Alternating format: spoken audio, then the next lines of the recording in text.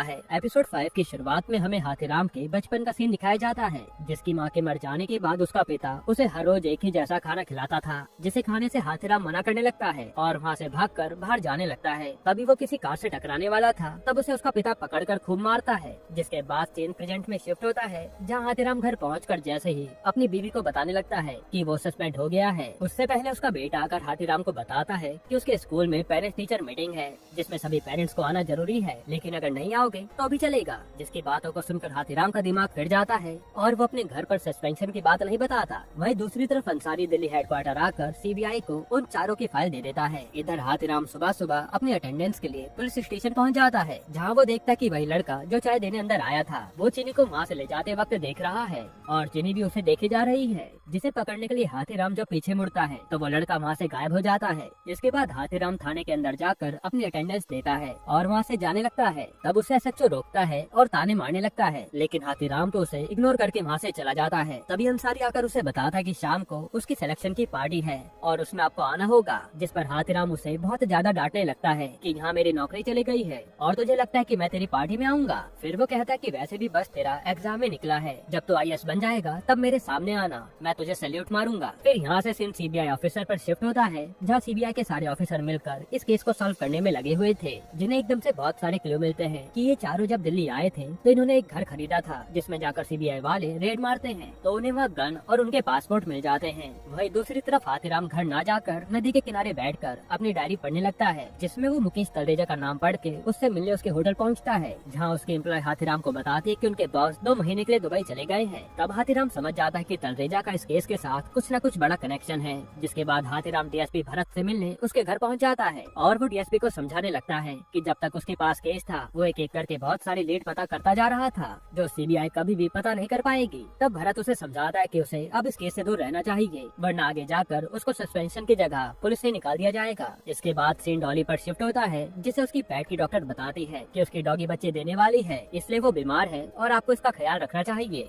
जिस पर डॉली उन्हें बताती है कि ये स्ट्रीट डॉग है और मेरे पति को इससे एलर्जी है। पर तभी डॉली के पास सीबीआई से कॉल आता है, जो उससे संजीव के बारे में पूछने लगते हैं, क्योंकि वो अपने ऑफिस में नहीं होता। तब डॉली डायरेक्ट संजीव के गार्ड्स को कॉल करती है और उनकी लोकेशन के बारे में पूछने लगती है, जिसे वो झूठ कहते हैं कि सर तो ऑफिस में ही है। तब डॉली उन्हें डांटती है कि मुझे पता चल गया है कि संजीव ऑफिस में नहीं है, क्योंकि मेरे पास सीबीआई वालों का कॉल आया था। वही दूसरी तरफ हम देखते हैं कि संजीव सारा से मिलने उसके घर आया होता है, जिसे उसके गार्ड कॉल करके बताते हैं कि सर आपसे सीबीआई वाले मिलना चाहते हैं। तब उनका कॉल कट करके संजीव ये बात सारा को बताता है कि आखिर उससे सीबीआई वाले क्यों मिलना चाहते होंगे। वहीं नीचे बैठी कार से डॉली संजीव को सारा के साथ देख लेती है। इधर हाथीराम की बीवी सभी लेडीज को अपने घर बुलाकर उस सोडा मशीन को खरीदने के लिए कहती है, जिसे खरीदने से सब इनकार कर देती है। तभी उनके सामने से हाथीराम बहुत सारी शराब पीकर घर आता है और अपनी बीवी को कहता है कि तुम्हारे भाई की ये बकवास मशीन कभी भी नहीं बिकेगी। जिस पर उसकी बीवी भी हाथीराम को बताती है कि उसको पता चल गया है कि उसे सस्पेंड कर दिया गया है। वहीं दूसरी तरफ डॉली एक बार में जाकर डिसाइड करती है कि जब उसका पति दूसरी लड़की के साथ रह सकता है तो वो भी किसी और के साथ रह सकती है, इसलिए वो वहाँ बैठे एक लड़के पर लाइन मारने लगती है और फिर उस लड़के को लाकर कार में बैठा लेती है। फिर वो लड़का जैसे डॉली के करीब आता है तो डॉली चिल्लाती है, जिसके चिल्लाने पर वो लड़का वहाँ से भाग जाता है। फिर अगले दिन सिद्धू जैसे स्कूल से अपने घर जाने लगता है तो वो देखता है कि राजू भाई बहुत सारे लड़कों को लेकर घुमाने जा रहा है, जिसके पास आकर राजू सिद्धू को भी अपने साथ चलने के लिए कहता है, लेकिन सिद्धू कहता है कि मेरे पापा तो घर पर ही है, इसलिए मैं जा नहीं पाऊंगा।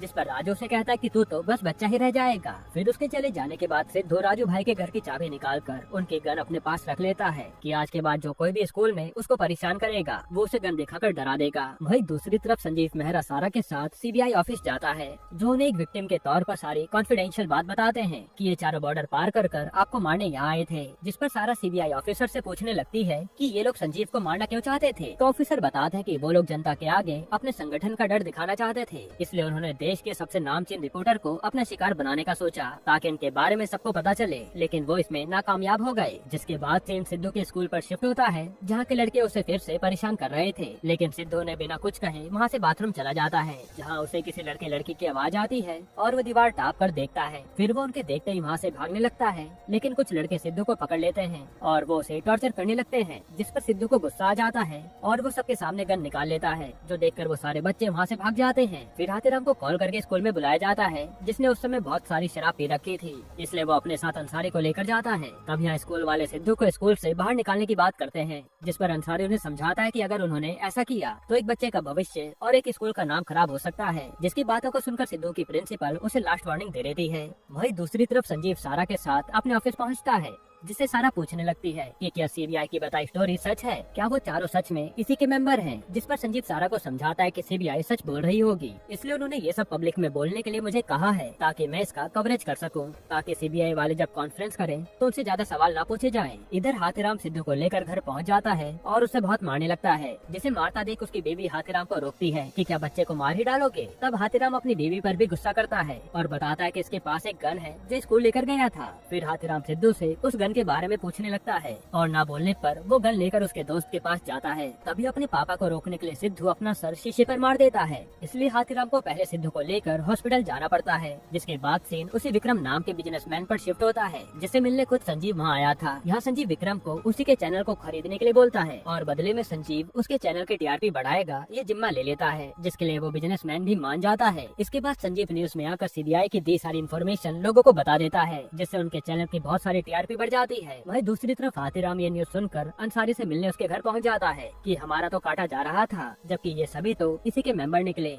मतलब हम दोनों जो चित्रकूट और पंजाब घूम रहे थे वो सब फालतू का ढोंग था, और इस केस के चक्कर में जो मेरी नौकरी चली गई वो सब मेरी गलती की वजह से हुआ है। यहाँ अंसारी हाथीराम को कल होने वाली सीबीआई की कॉन्फ्रेंस में आने के लिए कहता है, जिसके बाद सीन कॉन्फ्रेंस पर शिफ्ट होता है, जहाँ सीबीआई मीडिया के सामने उन चोरों के तरीके के बारे में सब कुछ बताते हैं कि हमें तारिक के पास से सुसाइड लेटर मिला था जो खुद कबीर ने लिखा था। वहीं बैठी सारा हाथीराम से पूछने लगती है कि सर ये केस तो आप सॉल्व कर रहे थे, तो ये सीबीआई के पास कैसे पहुंचा। जिस पर हाथीराम उसे कहता है कि आप अपना काम करिए वरना मेरी ड्यूटी भी हाथ से चली जाएगी। इधर अंसारी हाथीराम को बाहर बुलाता है, जिसके पास जाते समय हाथीराम अपनी डायरी वहीं गिरा देता है, जो डायरी सारा उठा लेती है। वही हाथीराम अंसारी को कहता है कि सीबीआई ने पूरा केस पलट दिया है, जबकि ऐसा तो कुछ भी नहीं हुआ था। तब अंसारी हाथीराम को बताता है कि सीबीआई का कहना है कि तारिक के पास मिला सुसाइड नोट कबीर ने लिखा है, जिस पर हाथीराम उसे बोलने लगता है कि इसमें बड़ी बात क्या है। अंसारी बताता है कि कबीर को उर्दू लिखनी आती नहीं है और सुसाइड लेटर तो उर्दू में लिखा था। इसका मतलब यह है कि उन चारों को फंसाया जा रहा है, जिसमें ये सीबीआई वाले भी शामिल हो सकते हैं। यहीं पर एपिसोड 5 खत्म होता है।